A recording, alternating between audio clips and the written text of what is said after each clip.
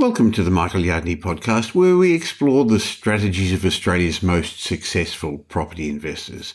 Now, today we're going to be diving into the power of positivity in wealth creation with Tom Corley, the co-author of my international best-selling book, Rich Habits, Poor Habits. Now, I'm keen to discuss a recent, pretty thought-provoking blog from Tom where he said, don't let others infect you with their negativity. And we're going to delve into how a positive mindset is not just a feel-good factor, it's not just rah-rah stuff, but I hope by the end of today's show you're going to understand that positivity is a crucial component in successful property investment and in fact in wealth accumulation and in all areas of your life. So let's see what he has to say and how you can apply these principles to your own journey in property investment and all areas of your life. Welcome to the Michael Yardney podcast, where twice each week you will learn a number of new ideas regarding success, property investment and money in around 30 minutes. Our show is brought to you by Metropole, who specialise in helping you grow, protect and pass on your wealth through strategic property and wealth advice. Now here's your host, Michael Yardney, Australia's authority in wealth creation through property, who has been voted one of Australia's top 50 most influential thought leaders. It's impossible to become rich with a negative mindset. Negativity puts a brake on success and wealth accumulation. It's the anchor that drags you down into the abyss of maybe poor habits, poor health, poverty. In my mind, it's virtually impossible to become wealthy without a positive mental attitude. And my good friend, Tom Corley, co-author of Rich Habits, Poor Habits, he's accumulated a treasure trove of studies on the benefits of positivity. So I'm keen to discuss them with him today. Hi, Tom. Hey, Michael. How you doing today? Great, thank you. Well, you've written a lot about this, and I enjoy getting your daily blogs about the habits of success. But what made you look down the route of negativity versus positivity? So when I was doing my study and gathering all that data, when I analyzed it, one of the questions I had asked is, I was trying to understand if wealthy people had a different outlook on life. I assumed, particularly the entrepreneurs, they had this positive, unbridled enthusiasm, optimism. But what I found out was even besides the entrepreneurs, the big company climbers, the virtuosos, the saver investors, they all had this positive mental outlook. And so I started peeling the onion on this, and I found out that these wealthy people, they were intentionally or habitually positive, and the poor people were habitually negative. And so whereas the rich people were positive, they were going to succeed, the poor people were positive in the negative sense that they were going to fail. They were so negative about their outlook in life, and they all had, these rationalizations about why they were poor, and it had nothing to do with them. And it was always they were the victim of some scheme, some thing contrived in the universe that was holding them back. Interestingly, Tom, this is a theme that I've come across as well, that you've actually got to be the pilot of your life, not a passenger. You've got to feel that you're in control. But a lot of people feel that the system is against them, the government's against them. No, it's not my fault. It's the education I had, the parents I had. If I had your job, then I'd be better. You were saying they were intentionally negative. Is it intentional, or is it, they don't know any other way of thinking, do they? Yeah, I think when they never really had the mentorship from successful people, their inner circle was filled with other negative, poor people. So they would share their sob stories with each other. As you know, from my research, the self-made millionaires, there were 177 of them in my study. They all came from poverty or the middle class. I think 41% came from poverty and 59% came from the middle class. So these self-made millionaires, they grew up in a negative environment. But what the one difference they had was their parents. Their parents always instilled in them the belief that they can be anything they wanted to be. They actually had good mentoring parents, despite the fact that they were poor. And so this infused them with this optimism at an early age, and it spilled into their adulthood. And whereas with the poor people, their parents infused them with, the it's rigged against you. You're not going to be able to break out of poverty. It's impossible. And my mother even used to say, Michael, when we were poor, she used to quote that Bible verse where she would say, it's harder for a wealthy person to go to heaven than it is for a camel to pass through the eye of a needle. I never understood what the hell she was talking about when she said, but she said it all the time. Whereas my father, he had a different outlook. He was like, yeah, anybody can become rich in this country. It's a great country. You just have to work hard and have the right outlook in life. And my Uncle Ray was the same way. It helped them accumulate a lot of money, but my father, as you know, lost all of his money. So it was, it's just a unfortunate events outside his control, had nothing to do with anything that he did. It was, just the way of life. Sometimes life punches you in the gut. I grew up with that dichotomy, my mother and my father, poor mother, rich dad, that kind of thing. If there was a book, I would write a book. That's a good name for a book, isn't it? Yeah. She grew up in a, I guess I would say, a lower middle class household. They were saver investors. They never really did anything to try and become wealthy, and they just eked out a living and they saved as much as they could. Whereas my father, he came from a household where my grandfather and my grandmother came from Ireland with dirt poor. They were farmers, and they came to America, and they told their children, you can be anything you want to be in America. They believed that.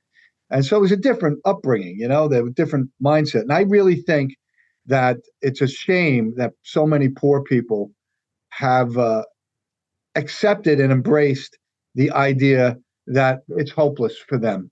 Tom, I'm sure there's going to be people listening to this saying, oh, this is all metaphysical stuff. Michael, you normally meant to be talking about property and investment. But Tom, in my mind, the way you think, the outside world is very much a reflection of your inside world. And it's very hard to become successful in business or investing with a negative attitude.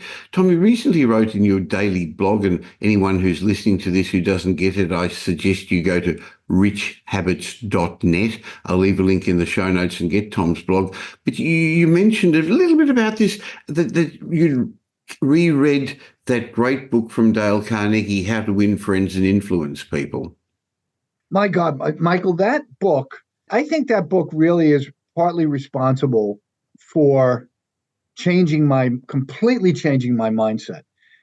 Because I grew up, like I said, poor, and I love my mother and I listened to everything that she said. That book changed my mindset. The people that he talked about, the successful people in the book, particularly this one guy, I think his name was Schwab.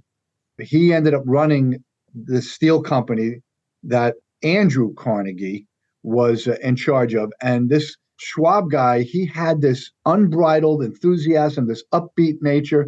He would always praise, and he never criticized, condemned, or complained about anything. And Dale Carnegie went to great length to explain how this was responsible for not only his success, but a lot of the other people that he had interviewed, because he interviewed a lot of people, Dale Carnegie. He said this is a trait of successful people. And so one of the things that I did was, I remember I was thinking after reading that book, I said, my God, there's a science to wealth. I didn't understand it. I didn't realize it. I thought most of the wealth was just hard work and you get lucky. Nope, there was a science to it. And he opened my eyes to this. And I think that put a seed in my head that eventually germinated, and I started doing my Rich Habits research. Well, you've done a lot of research, and as a CPA and a financial planner, you deal with a lot of investors. How have you observed negativity impacting on individual success in the investment arena? I see negativity as a virus, and it spreads like a virus throughout your social network. So if you have negative people inside your inner circle, they're going to infect you with their negativity, and they're going to bring you down, and you're going to eventually, that infection is going to cause you to become to some degree negative. So I think it's important that you have to identify those people that are the naysayers. As I like to say, surround yourself with cheerleaders and eliminate the boo leaders. There's everybody pretty much, at least in America, and I think in Australia, there's an attitude that you can really, if with enough hard work, you can become anything. But what puts up a stop sign is when you're infected with this negativity, because positive people, particularly entrepreneurs, when they face adversity, they don't say, well, the jig is up, I'm done, I'm going to take my money and what I have left and cash in my chips. Instead, they plow through and they try and overcome the obstacles and that adversity. And that's so important because adversity is what forces growth. And if you have a negative mindset, when you face adversity, it stops you in your tracks. And so you never grow. So you want to have a positive mental outlook because you want to be able to face adversity, overcome it. And the byproduct of that is growth. You're going to learn something new. You're going to develop some new skill. I've learned so many skills from just pursuing this author business with Rich Habits that will stay with me till the day I die. And if I ever thought that it was impossible to sell, and I think I've sold 500,000 books, if I ever thought that it was impossible, I would have never even written the first word.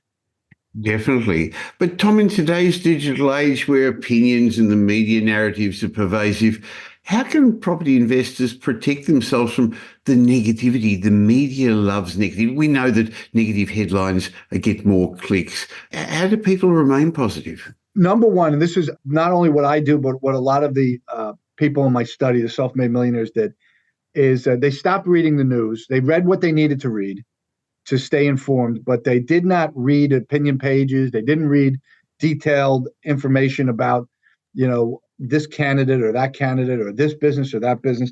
They got the facts that they needed to, and they moved on. And they never spent more than 15 minutes a day on average consuming news. Now, the other thing they did is they were voracious readers. They read and absorbed content that essentially was content that they believed would help them achieve success. And so by virtue of doing that, they were reading biographies of successful people. And of course, what happens when you start reading about successful people, they talk about positivity and a positive mental outlook throughout their story. Is the common thread is that positive mental outlook. So they start picking up that positive mental outlook. They start reading about these people and they realize anything is possible. So it pushes them up. It spurs them on. It infuses them with optimism and positivity. So read what you can on that will lift your spirits and eliminate as much as you can anything that's negative. So read as much positive stuff as you can and eliminate as much negative content as you can. I think hanging around the right people makes a big difference as well, Tom. If you hang around people who are always talking negatively, that's not going to help. What about the role of mentors and advisors? What role do they play in fostering a positive, successful mindset? Well, I think it's important. Like you have coaches, I have coaches for different. For writing, I had coaches for writing. I had coaches for my speaking gigs. These people are people who have done it. They've done it. The ones that I sought out anyway were the ones that were successful. You've got to be careful who you listen to and who you allow to mentor you. Yeah. I only hired people who had done what I was trying to do. And so they, gave me some habits that they had that they suggested that I adopt. And one of them, like for the writing, one of the coaches said, never stop writing. Every day write. If you want to be a good writer, write every day. And the other thing they told me is never stop reading. If you want to be a good writer, you need to be a voracious reader. So I never forgot about that. And on the speaking side, one of the things that one of the coaches instilled in me was the idea that everybody wants to hear you speak. Everybody wants to hear what you have to say. And that went up against the stupid voice in my head that said, was anybody going to be interested in my rich habits? Is anybody going to care what I have to say? He said, everyone wants to hear what you have to say. And I was like, wow, I never thought of it that way. I always thought of it the opposite way. So that's where mentors who have done it are invaluable. If they're mentoring you and they've done it before, they're going to tell you how to succeed. They're going to tell you what they did to succeed. They're going to share with you the processes that they use to keep and maintain their success. We've spoken about a little bit about how poor thinking or negative thinking impacts your outside world and your investment. But in another one of your blogs, you spent a bit of time discussing how it affects you internally, including your immune system and other things. Maybe you could elaborate a little bit on that. I've been gathering studies, Michael, probably for the last, I don't know, I would say since 2011 or 12, because I was looking for validation of my study, anything that would validate my study. Plus, the habit world involves the brain. So I needed to understand how the brain worked. So I started reading books and then studies on any study, that new study that came out that involved anything having to do with the brain or habits or, that kind of stuff. And so one of the things that I found about the immune system was these researchers at Harvard Health, they found that having a positive outlook in life actually reduces your blood pressure, it prevents heart disease, and it increases your immune system's ability to fight off diseases, viruses, and parasites. And so it's important to just think about being positive as boosting your immune system and keeping you healthy. These are researchers from Harvard Health, so they're not, they know what they're talking about. I really believe in these some of these studies. The other thing is, one of the individuals in my study, Foster, he told me one time when I told him that he should retire at age 67 because he had so much money. He looked at me like I was stupid, and he said, I've been working out my whole life just because I knew if I stayed healthy, the last 5 years of my career were going to be my most lucrative years. And he said, Tom, if you're not healthy, you can't make money. You can't make money laying in a hospital bed. That's what he told me. Yeah. And I never forgot that. I wrote that down as soon as I left. I left our meeting, and I said, that's something that nobody's ever said to me. It's true. And I'm not talking about a hospital bed, but what if you're just chronically ill all the time because of poor choices that you made regarding your health?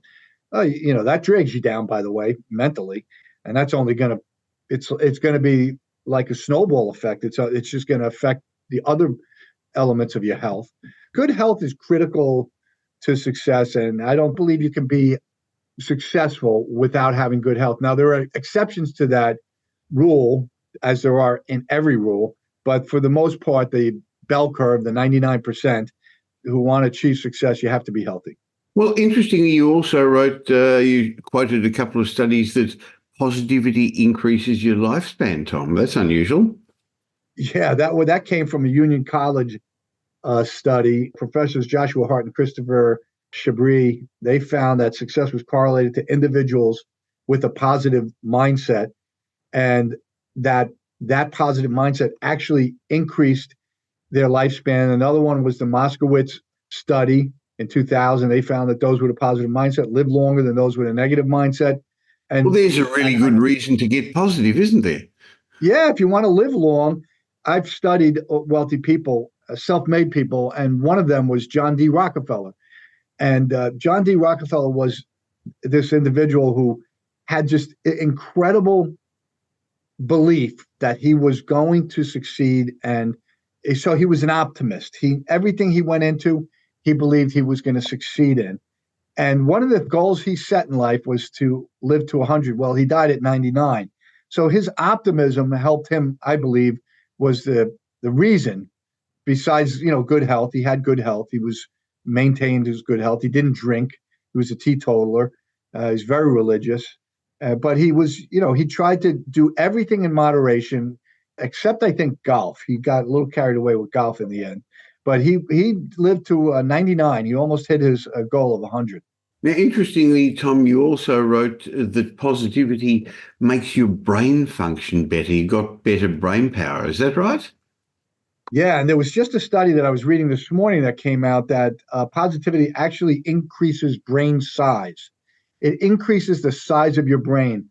And, we have a lot of brain regions, but the prefrontal cortex is one of the most important.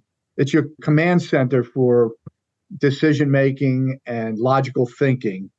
And that is affected by your emotions, your prefrontal cortex.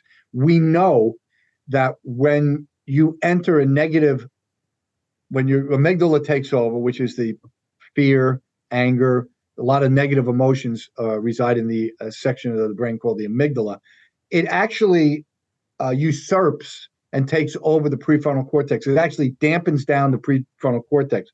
When you have a positive emotional mindset, the amygdala is dampened and the prefrontal cortex is accentuated. And that's a good thing because we need that prefrontal cortex to make good decisions, make good choices, to think logically.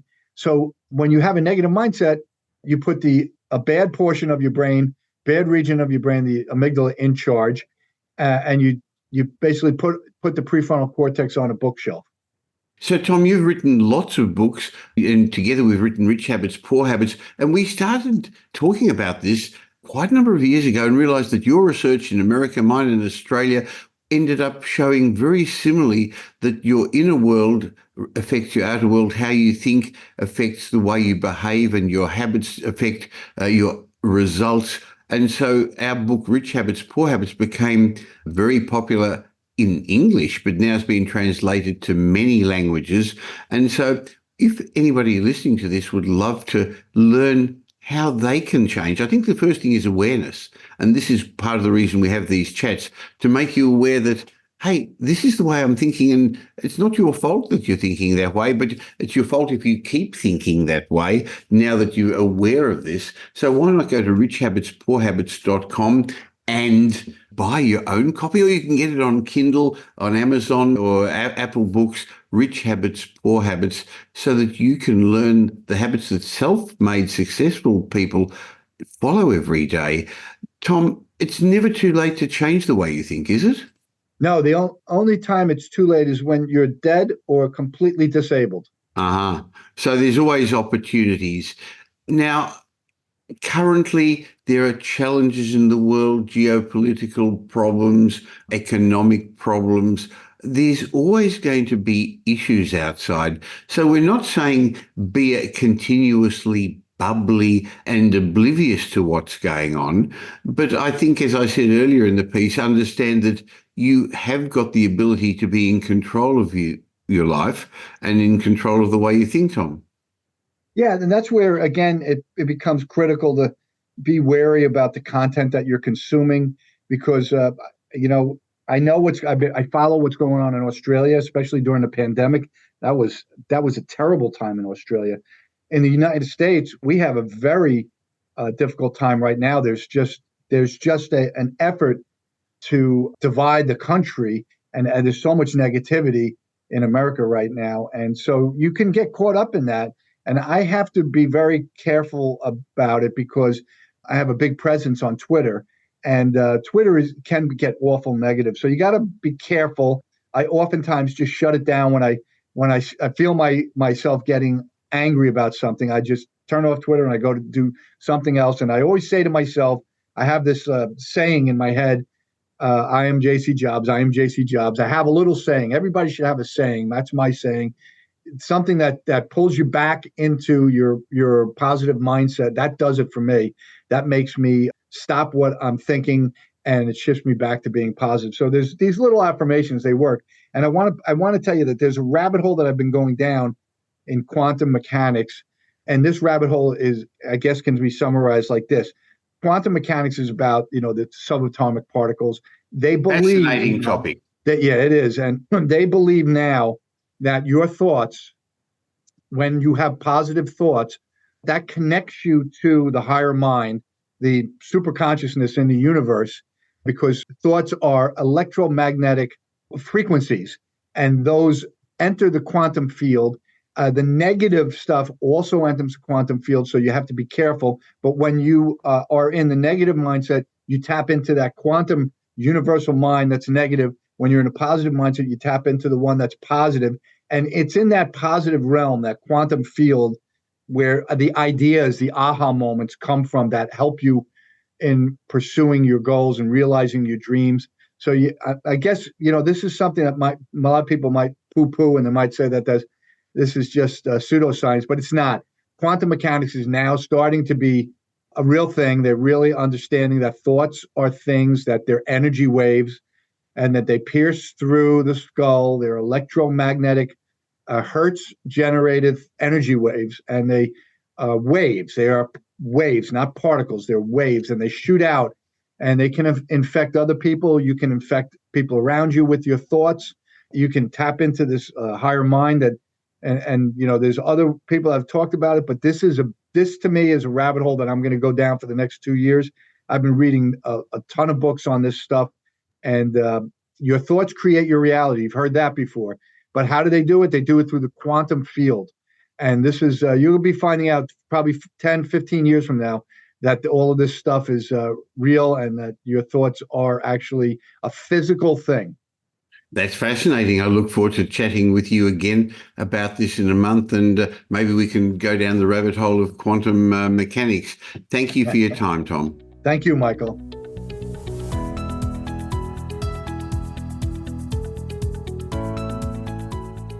I hope you got some benefit from my chat with Tom Corley. Not every episode of the Michael Yardney podcast is about property or the latest economic trends, because I think you know by now, if you've been following the show, that I believe that your outside world, your results in all areas of your life, relates to your inside world. And if you have more empowering habits, strong habits, and get rid of more of your poor habits, you're going to be better in all areas of your life. Now, if you got some benefit from my chat with Tom Corley and you don't currently subscribe to this show yet, just before we get on to my regular mindset moment and the next little chat I want to have with you, just stop for a sec and whatever podcast player you're on, just subscribe to the show so twice a week you get downloads of my chats with experts in all fields related to money, property, success, wealth. Now, also, it'd be fantastic if you told somebody about the Michael Yardney podcast or left a review so we can grow our audience and help more and more people. In a moment, I'm going to share with you my mindset moment. But beforehand, I actually want to ask you a direct question. Is your current peer group really supporting your goals of taking your property investing or your business life or your life in general to the next level where you want to be? I've found too many Australians just get stuck simply because they don't have the peer group. They don't have the advisor network to help them get to the next level. Well, now there's actually going to be a chance for you to upgrade your peer group and get access to a whole new level of advisors. I want you to join me at Wealth Retreat at the end of April and meet a new peer group of determined, successful property investors, business owners who are looking for a concrete map, a step-by-step way of getting to the next level. Not just a one step up, but many steps up. Now, sure, you're learning things from my podcast, and we'd love to help you grow your portfolio working with Metropole, but it's not the same as spending 5 intensive days with a room full of movers and shakers. Now, don't count yourself out, because you're going to learn real-world realities to take advantage of the property market that we're working our way through at the moment as it resets later this year when interest rates start to fall. We've got Mark Burris as a keynote speaker and a fantastic faculty. Go to wealthretreat.com.au, find out about what you're going to experience for 5 days. You're going to go in with a whole lot of ideas and come out with firm plans for the next 5 years of your life. In fact, I speak to everyone who comes to Wealth Retreat to make sure it's going to work for you. And if I invite you to join us, you'll have my money back guarantee. So put me to the test. wealthretreat.com.au. Every year, attendees come across something they knew, some things they knew they didn't know, and a heap of things they didn't even know they didn't know. That's because we give them, well, I was going to say a whole Pandora's box of new information. I think Pandora's box is actually meant to be a bad thing, but whatever. wealthretreat.com.au. Spend 5 days on the Gold Coast with me. Now here's Michael's mindset message. Remember, a change in your thinking will lead to a change in your life. In my mindset message today, I'd like to remind you that the moment is not permanent. Now, have a think about it. Why do babies love peekaboo? Well, apart from the obvious fun, especially for adults, and I know that as a grandfather, it's because from up to about the age of 9 months, babies, well, maybe it could even be 5 months, I read it somewhere, babies haven't developed what's called object permanence. Object permanence is our knowledge that objects continue to exist even when you can't see them, hear them, touch them, smell them, sense them. So while it's a vital survival mechanism, object permanence also means that as adults we have a tendency to think that it'll take us longer than expected to recover from unpleasant events. Now, these events have the power over us because we continue to relive them in our memories of trying to make sense of the trauma or the confusion. And it's this tendency to think that things are permanent which at times causes us to get stuck. Today blends into tomorrow, and whether you felt that your day was good or bad, it seems to be unimportant because there are unlimited possibilities that could arise from just one event. Things can change in an instant. Think about it. What's happening now won't go on forever. A chapter in your life is not the whole story. When you let go of anxiety about your future and the depression about your past, you'll feel that the only thing that's available to you at the moment is the present moment, and what you make of it. So my recommendation to you in this short mindset message is don't treat a bad day like a bad year, because this day, the date you're listening to this podcast, this message, it'll never come again.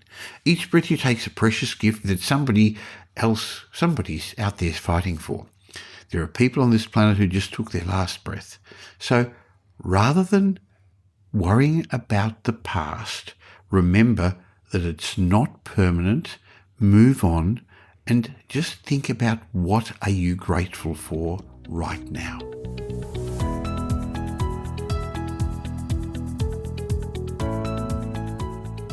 Well, thanks for spending the last little while with me, and I hope you got some benefit from this show. If you did, and you know somebody else who'd also benefit, please tell them about the Michael Yardney podcast. There's a share button on every podcast app. On Apple Podcasts, there's 3 little buttons down the bottom. Press it and share it, or just tell them about the Michael Yardney podcast. I hope you're going to be doing them a favour, and you'll definitely be doing me a favour and helping me in my quest to make as many people as possible financially literate. Now, there's ways of catching up with me between these shows. Just look for Michael Yardney on social media, or why not join my private Facebook group? Go to Facebook and look for the Property Update Facebook group. And I have a way of saying thank you to you for subscribing to this podcast. Go to podcastbonus.com.au. There'll be a link in the show notes, podcastbonus.com.au, where you can get a bunch of ebooks and reports. My way of saying thank you.